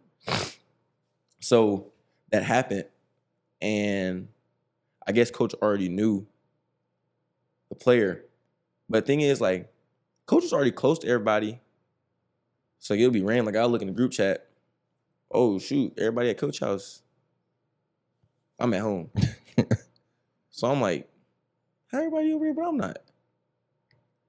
So it's like I was kind of excluded from the group a little bit. So it was like something I noticed, but I didn't think it was like purposely or nothing. Yeah. And then like in the games, he'll get on me a lot like nobody else. So it's like small stuff I'm noticing, but I'm like, I'm not really gonna take it too harshly because maybe it's just something I don't know. Yeah. So then probably like a week before NBPA camp, I think, did you texted him about it? About the camp. So I think my dad texted coach about the camp. And now it's, what did he say? He was like, yeah, he was like, I'm waiting to hear back from the people. Went from a promise to maybe. Yeah. I got you. So now we're confused. We're like, what you mean? We thought it was already set up. Everybody already know they're going, everybody getting invites, and where's mine at? Because you've been telling me all year that the invite coming and all this. I'm good. I don't need to worry about going to nobody else for an invite. Yeah. So now I'm like, okay. So once we heard that, we're like, dang. So should we wait on him or should we try to get other people? So now we're trying to ask other connections or whatever. And their first thing to say, they're like, your coach is Josh Smith. Why can't he just get you in? So now that's what I'm thinking right already. It's NBA player camp. And he's an NBA. He used to be in the NBA, so he has direct. Okay, cool. So the weekend before that, Rondo, he was at our game, And he was talking to us and all that. And he even told me like I was gonna be there and all that. So I'm like, okay, I'm cool. Mind you, this year Rondo was over to camp. Josh Smith, Rondo, best friends. So I'm like, okay, cool. Even if I'm not on the list, he can just bring me Rondo, no, all that. Yeah. I don't get a text like about invite or nothing. So I'm like, wait, you promised me this, and then now I'm not there. So first day come, I look at the like the teams. The player that just got on our team is there. Mm. So I'm like, wait a minute, am I tripping or something? And then Nasir, he's already not playing because like he told us he wasn't playing it. So I guess even if he didn't play, I could have came for a spot or something. At least. Yeah. And I see that he's on the list. I see that new players on the list. And then I try to call Josh. He don't answer the phone. I don't know what happened on my dad's side or anything though. But I'm having people text me. They're like, "Where you at? Where you at? Where you at?" I was like, "What you mean?" And yeah, like college coaches, People that's coming to watch you. yeah, people that think I'm supposed to be there. So they're texting me. They're like, "Where you at?" I was like, my coach didn't bring me. Where's this camp at? South, Rock Hill, South Carolina. Okay, well, and you was in Georgia. at the I'm in time. Augusta. Gotcha. Oh wow. Okay. Wasn't too far away, but yeah. Yeah, I could have drove. Okay, Yeah. so see, back the week before, this is right after high school. So in June, coach, his son, Nasir, and the other player came to my game at Georgia Tech. So I'm like, mind you, the other player lives in Florida. So I'm like, wait, why he down here? Because we don't play. So at that, I'm like, okay, I'm confused. What's going on? And then I see everybody working out at his house that week. Once again, I'm not invited. Not invited. Yeah. So I'm like, bro, am I tripping or like, am I being excluded on purpose? Cause like from what I knew, like all the players cool with me. Ain't nobody, everybody come to me about stuff. But then when a situation like that, like Akil and Tukey, they always call me. They're like, "Where you at?" I'm like, "What you mean? I'm at the house." They're like, "Wait, everybody at Josh's house? Where you at?" I'm at the crib, gang. What you mean? Mind you, it's not like I live an hour and a half. I live 25, 30 minutes away from him. Yeah. So, and I drive. I can drive over to myself. It's not like I have everybody else on the team. He has Need to a go pick ride. them up. Yeah. So, I literally can just drive over here, and I'm feel me. Everybody working out. Okay, cool. Everybody having fun in the game room. 25 TVs, 10 PS5s. I see everybody's sitting on the game, FaceTime me, and I'm in the room by myself. Like, come on now, we had a practice over there. Okay, everybody come back to my house, but it wasn't like a. Everybody come back to my house. Yeah. It was like a. Hey, y'all come to the house after this? Y'all come to the house? And then I'm sitting over there. I'm waiting. Oh, okay. He about to ask me too. Yeah. All right, MJ. What? I was like, wait, you going over there? They're like, yeah, we going. Yo. I was like, okay, tight. And then we got a game this day. So like everybody went to his house and then went straight to the game. I drove back home. Cause I'm like, obviously, like, I ain't gonna ask you to invite me nowhere. Like, dang, that's how you feel. Yeah. I mean, you can feel it though. Yeah, like I'm not about to force myself in your house though, because if I'm not invited, I don't want to be there. Right. So it's like, dang, all right, cool. Shoot, we go. That's when we played Gardner Rose, one of the best teams in 3SB. Beat them. I had a great game that day too. We played 2 games. Was it 2 games that day? It was 2 games. We played Upward Stars and them. Huh? That was? Oh, after that situation, that was when we left. Oh, so I'm talking about the practice. The practice I was talking about, yeah. So, yeah. So we practiced that day. And I didn't get invited. Okay, cool. I had 2 gear games that game. Next day, everybody was back at the house. I wasn't invited. Like, Again. okay. That was when I first really noticed it. This before we got into sessions and all that. And then after, when the whole situation happened with NBPA, I was like, So you just didn't go. You didn't go to that camp. mm, Oh wow. Okay. All right. So you missed it.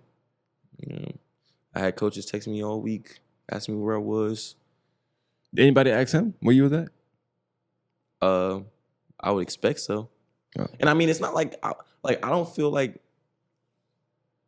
he literally brought the other player. He wasn't on the list. He brought the Yeah. other So he player could and have signed brought him you in. as well. Yeah. So he was like, he was already with us. That was the excuse. He was like, he was already with us, so we just brought him. But y'all already asked him prior to. I live 30 minutes away. You could just say, MJ, drive over here real quick. We about to go to. Yeah. Like that's not that hard, bro. You just flew a kid in for Florida though, Yeah. a week ahead. So that means it was already planned. So it's like, I just couldn't feel like I could be on a team with a coach that I can't really trust. I got you. I mean, You already been through that. So yeah. Yeah. So I felt like once again I had to make a business decision. So I waited until after high school to make my decision. And I just went to go find a team that best fits my play style as well as a coach that's gonna let me keep it a buck. That's what I did. Okay. What was your experience like playing in Peach Jam? With the team or just in general? Just both. It didn't matter either way. Um, Because it was your dream to play in Peach Jam, right? So what did it feel? I mean, and you won it, so that's also different. So off the rip, going to the team at least, like I knew the players knew me, but it wasn't like we had actual chemistry or anything. Yeah. Like, I met him at camps and all this. Like Top 100 camp, I met him last year. Like, that's when I met O'Neal and Carson at the Top 100 camp. And then Kate, all 3 of them, I met them at Top 100 camp the year before. And it's top 100 in what, like U.S. or just Georgia? Nike. So you ranked top 100. No, but I got in. Oh, you got in that camp though. Mhm. I wasn't ranked. I was ranked like, yeah, top 100 Nike Gotcha. players. Okay. Yeah. Oh, that makes sense. Okay. Yeah, But in general, I wasn't up 100 yet. But like, so I met them there, but it wasn't like, no, I'm sitting with them the whole time actually conversating. It's like, I know that face, O'Neal, yo, feel me? Mhm. So now I get there, I get to the practice in Florida the first day, and oh no, I went at the Pangos camp. That's when I got close with Carson. Carson was a light-skinned kid, but he played a big part on their team. Well, our team. So that was when I really got close with him. And then once I figured out that I might be going to UIVL, knowing them was probably one of my biggest factors. Like every other team that I could have went to, I knew maybe like one player. Mm-hmm. But after like being cool with Carson, like I'm like, okay, this is a cool dude. Like I'm cool with going to that team because I can tell like if he's like that, that's probably how his team is usually as well. Right. And also seeing like how they play for the rest of the year, like the way they pass the ball, give it goals, all that. They trust each other. So, I was like, I feel like this would be a good move. Saw the way he play, fast, basically everything into my hands, I would say. So, during high school, like our last GBCA, I went to the coach's game to watch like how their gameplay is because he plays the exact same way high school and AAU. So I'm gonna go see if I could really mold into it. And I loved it. Like my biggest thing, like I like playing defense. And that's his first thought. Like defense, running, getting the ball out, playing fast. And that's what I love to do. So I feel like that's a great fit. But on the other team, they wanted me to go back to being point guard. So I'm like, it's either I choose to go play, be point guard, and play out of my position, well, usual position. Yeah. Or kind of go to a team where I would have to have some type of humility and know that, like, they're already winning games. Yeah. So I just knew I had to go in and be basically a role player, in which I haven't been for a long time. Yeah. Find your fit in. Yeah. So I had to learn how to just go in and find my fit, basically. Did you feel like the team that you had to go find your fit on even though they played a certain way, was they like the better team as well? Yeah, they were already number one team in EYBL. So it's like I don't want to be the reason. Like if I go to this team and then they start losing, Gotcha. oh, it's my fault That's because pressure, they haven't. Yeah. So it's like that was a lot of pressure. But at some point I knew like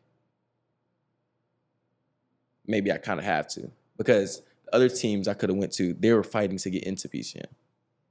Team Florida Rebels was already made it. So I'm like, do I want to? So I'm kind of just going hand to hand trying to see which team's better for me at least. And I just chose to, go play my part. And that's exactly what I did. So yeah. Well, how do you feel about your play in PGM? How do you feel like how you played? Really, I was just trying to find my way. I had to be. So obviously, I usually take most of the shots on my teams because I'm usually the best player, feel me? But they've had the same team for the last 3 years. So it's like I can't go on their team trying to change up stuff, like how they regular play, because that's how you lose chemistry and stuff. And I really just went in trying to obviously play defense, guard best player, just get in where I fit in. Really. Was that hard for you? Because I think that's a key part that I don't think people get to see. That you're going into a team that they've been playing for years together already, but you also inserted into the lineup. So that is a change. Yeah. But also you on a team where you're not taking the bulk of the shots like you normally would. Yeah. So now you got to be smarter on the shots you do take, so that you can either continue to take shots or you can still get your stats and still have an impact on the game. So was that difficult for you as well?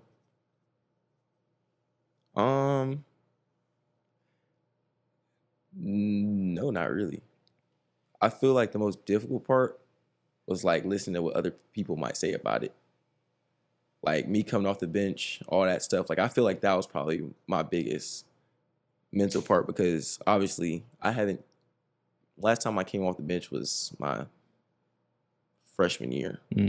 So it's like obviously it's a new thing or whatever, but I feel like I'm a pretty versatile player. So if I need to come off the bench, I'm gonna just have to. But really just hearing what everybody else was saying about the fact was kind of probably my hardest part, getting to that part. Like getting to the games and stuff. People come to the game, why you not playing? Answering all the questions and all that stuff. Yeah, I guess I didn't get to see like the not playing part. Every time I saw you was out there, so I don't know. Like I think the championship game probably the only thing I seen was like the third quarter. You didn't play a lot. That's the only thing I saw. But I guess too, I look at it's all perspective. Like I look at it like you got a good highlight tape for the play jam. No, people don't have that. People don't get to play, or you in a championship game. I think you dunked the ball, if I'm mistaken. Like so, and that was a key play of the game. That's kind of your breakaway point as well. So I look at stuff like that. I don't look at. I wouldn't expect you to go in and get 30 a game. I don't think it wasn't needed. Yeah, I had a lot of good piece on the team. Yeah. So yeah, I was just happy that somebody from here was on the team and impacted the game and y'all won. That's all I really cared about. How that jacket felt? That was really all I went for, like to be able to impact winning. How your jacket felt? How did the jacket feel? Oh, I ain't gonna lie, jacket hard. Yeah. And it's first thing about it, like it was just cool because like it was so many first year things this year, and we got all of it. That was the first year they did the jacket? First year they did jackets. First year they did MVPs. First year they did coach of the year, and our team got all of it. So it's just like cool, like dang. Yeah. Is that common? I seen your dad eating a peach. Is that common to do? Mm-hmm. I never seen people win the games. So I don't know. Yeah, whenever they win, they give you peaches and you eat peaches and all that. Yeah. Was it good? Was it everything you dreamed of? Like winning, playing? Like what was that feeling like winning it? Like it felt great. Like I think most of my happiness came from like my dad's standpoint. Because I feel like most of the basketball stuff, he's also living it with me. Mm-hmm. So it's kind of like, if I'm happy, I know he happy too. So in that moment, it's kind of like, dang, I made him proud. Yeah. I feel like that was my biggest thing. Like, this basketball stuff, mostly it comes from myself, but a big part of it is my dad too. Like I don't feel like if there's anybody in the gym with me every day, I know my dad going. There's plenty of times he'll come home from work tired, dead tired. Gotta go downstairs. We still gotta go to the gym though. He don't want to get up, but he got to. Been at work all day. So it's like he been there the whole time. So I know like him seeing that, I know that was big for him as well. Yeah. Because he just knows like all the work. It wasn't a waste or nothing.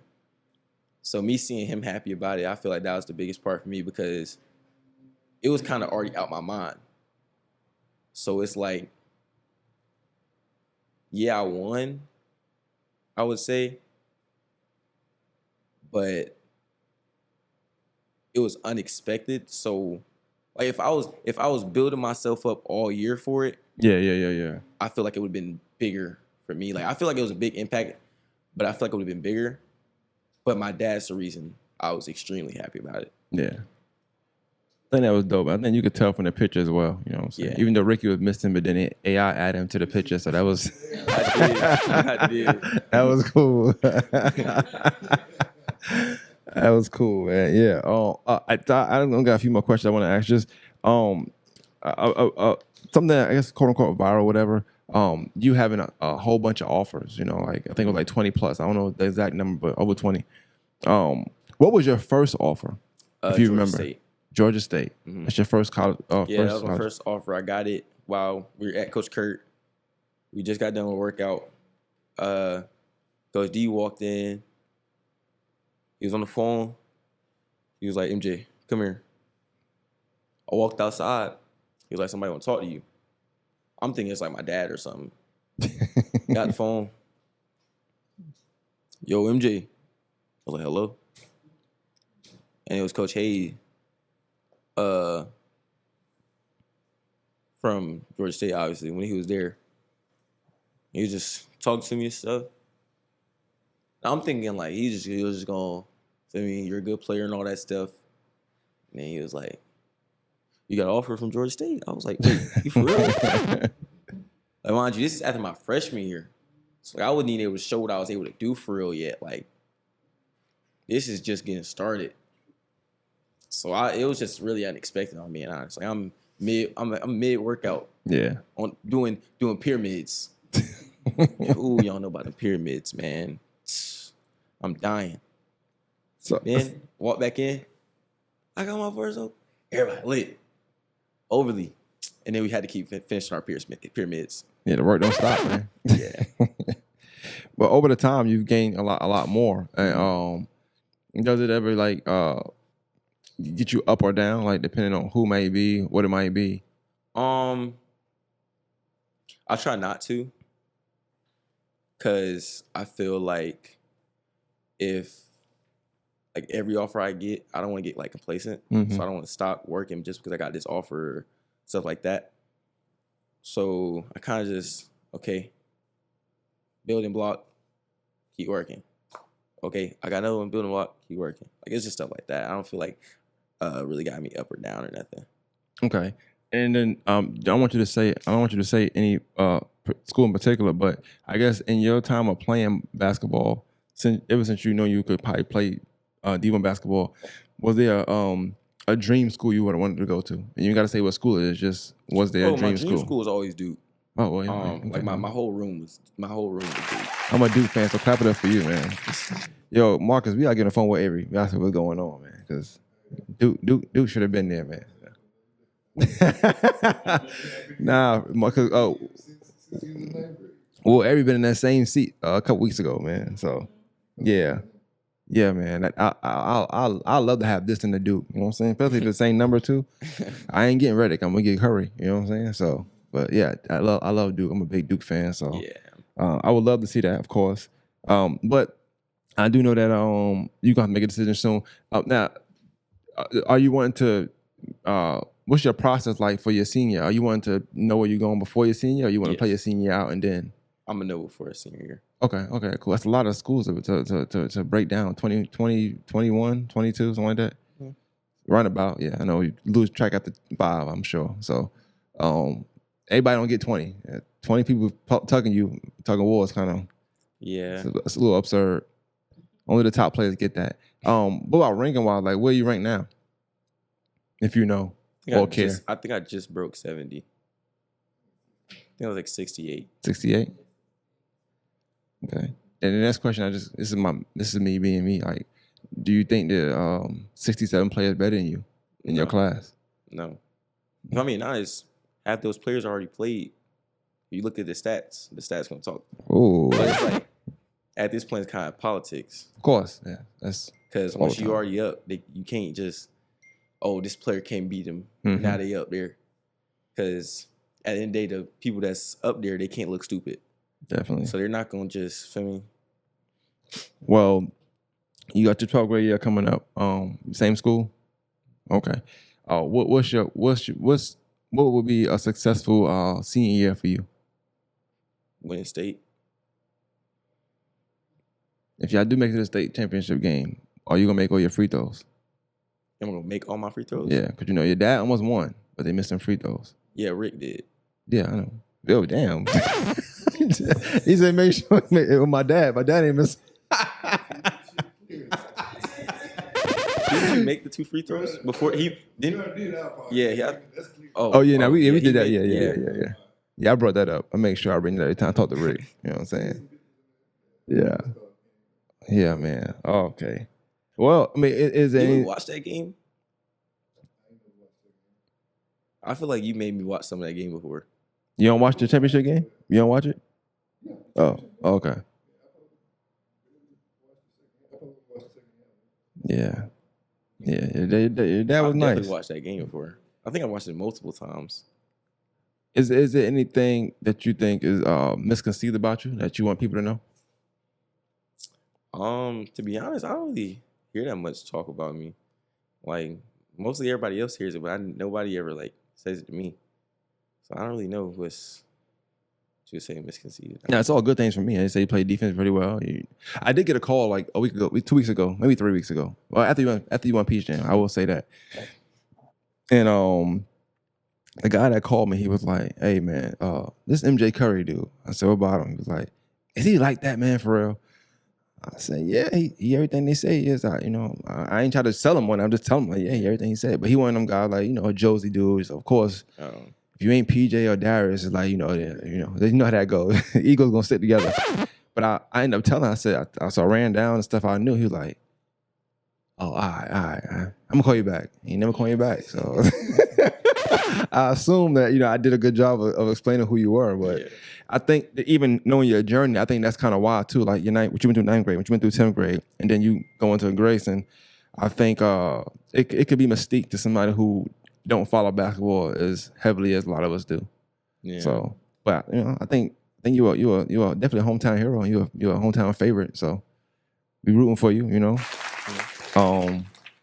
Yeah, I appreciate you sitting down with me too. Man. You spoke a lot. Most kids they can't speak this long. I didn't know if it was gonna be an hour, 90 or 2 hours. I definitely didn't expect being 2 hours, but when you got in your bag, I said, "Nah, he in his bag. I'm letting him rock out." You know what I'm saying?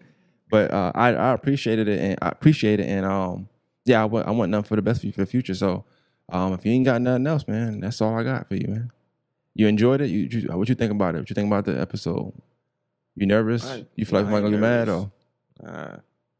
I feel like I did pretty good. I think you did amazing. Yeah. I'm not saying it because you're here. Anybody they'll tell you like, how old are you? I just turned 18. Yeah, it's 17, 18. People don't talk. They don't say the right things. I say that, but they won't talk for a long time. You get them answers like, yeah, yeah, that's right, yeah, that's what you get. But you had detailed answers. You was like, hey, how many points you had that game? What minute was that? You asking your dad. It was cool. I'm sure everybody gonna know what side your dad on because you kept looking over there. So that was yeah. funny. That's kind of who I always look for. Like even in the game, you can tell. Like say like I do something, like halftime, I usually look at him, Yeah. thumbs up. He usually say if I'm whatever I'm doing, or like say it's timeout or I make a mistake or something. He'll either say, "You good," or he'll be like, "You gotta do something." Like I usually look for him like as a place of advice. Yeah. Especially basketball wise, like I think one of the dopest things is that like when I see you though, like when I'm looking at you, I only see your mom, right? But when I see you on the court and all your mannerisms, I see your dad. So like just everything you do mannerism wise is your dad, but you look just like your mom. So it's funny. Like, it's really a perfect blend, bro. It's insane. It's insane. Like and I think even when I realized I knew Marcus first, but when I realized that was Marcus supposed the picture, and I'm like, that look like Marcus' son. No, I'm not from. I don't know. I didn't know all this stuff, right? I went to. I said, oh, okay, and I never unseen it. I never could unsee it. Like I always saw her when I see you. So, now I think it's cool, man. I watched you play a few times. I think you're an amazing player. Definitely better than your dad. You know what I'm saying? So Yeah, but he won't play me no more, so I can't really prove that no more. your dad's a smart man. He played me. He played me in 8th grade and hasn't played me since. Who won? He did. Yeah, that's why. Mind you, this is. He played me after track practice. Definitely. You telling me how smart he is every time. Yeah. He gonna get you again after you play. He might play you again. Because he can still play He though. would never play me again. But he could play. I watched him play it Because I at work genuinely league. don't think he'll be ever like. I feel like if I had track practice today, he wouldn't be able to beat me still. Yeah. So Because then I wasn't athletic. 8th grade, I couldn't touch backboard. we'll never know. Oh man. Hey man. That's Hey yo, I appreciate you for coming through, man. Morning Masters podcast. We out. That was good.